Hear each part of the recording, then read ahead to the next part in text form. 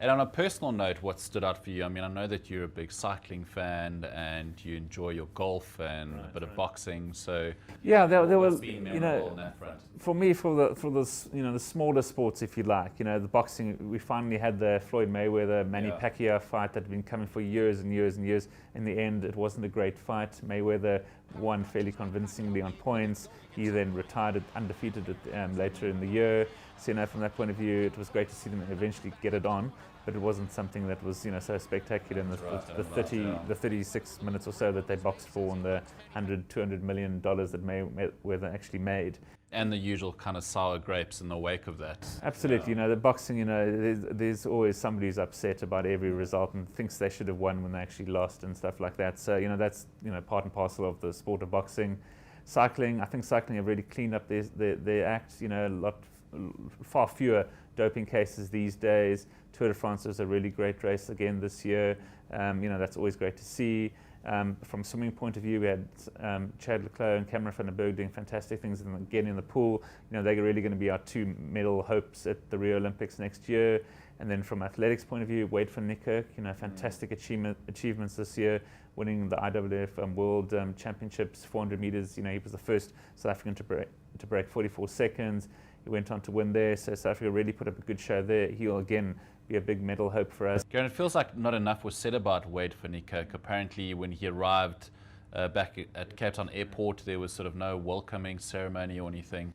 Yeah, it seems to be the case of, if you're a team that does well, whether it's the Springboks or Bafana or, the Proteas, then they turn out en masse to welcome their teams out. When it's an individual sport, like an athlete doing well or a swimmer doing well, sort of like fly under the radar, get a little bit unnoticed, unfortunately. There isn't as much sponsorship for, an individual as there is for a team. So, Wade van Niekerk, I think, will become a household name in time. He went on to be awarded the SA Sportsman of the Year award. So there is some recognition for him. He appears in the odd advert and stuff like that. Certainly leading up in the next 6-7 months to Rio, I think we'll hear more about him. He's obviously going to have to still perform at the highest level in the next couple of months in order to sort of, warrant his favorite tag in Rio.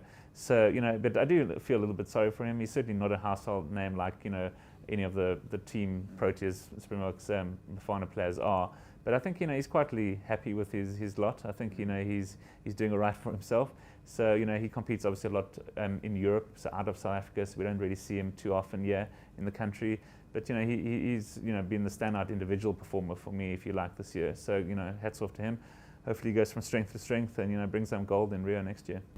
Okay, so if you had to sort of look into your crystal ball, what's going to be the first big sort of sporting controversy or event in the new year? Obviously, it's an Olympics year, so that's something we've got to look forward to. Yeah, that'll take place sort of in August next year. A lot will obviously happen in the beginning of the year. I think the Springbok coach is going to be the next big thing. I expect that sort of to be named in early Jan or mid-Jan. It looks like it could be Alistair Coetzee, but even though it's not a done deal, we'll just see how that all happens. And then Super Rugby, now Super 18. To me, it's a bit of a farce, the fact that the 18 teams got the Kings, who, are struggling to put together a squad, the new team from Japan struggling to put together their squad. They've just named their coach now with, I think, 10 weeks to go until that tournament kicks off.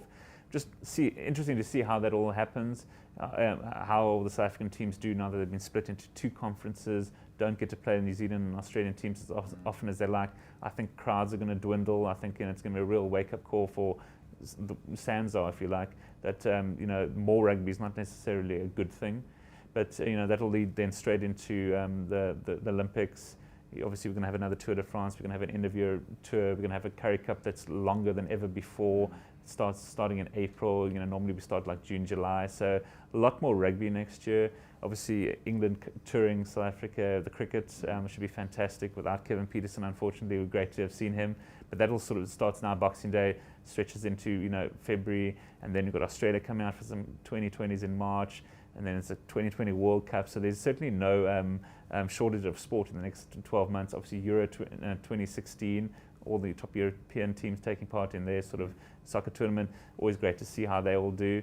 So yeah, really looking forward to next year. It should be another fantastic year. Obviously hoping for more highlights from a South African point of view, more gold medals in Rio than we've ever had before. So, quietly confident that things are on the up. Okay. Thanks, Garen. Thanks for all your analysis this year, and we'll It's a chat pleasure, Nick. in 2016. Absolutely. Merry Christmas.